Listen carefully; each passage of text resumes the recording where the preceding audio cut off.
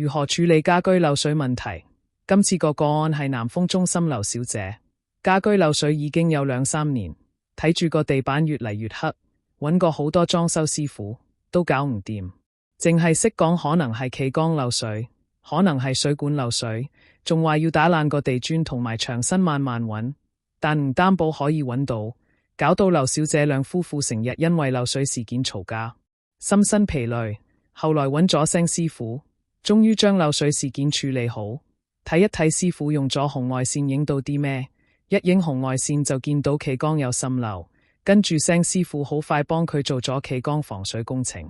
之後更換木地板，而家已經再冇地板變黑狀況，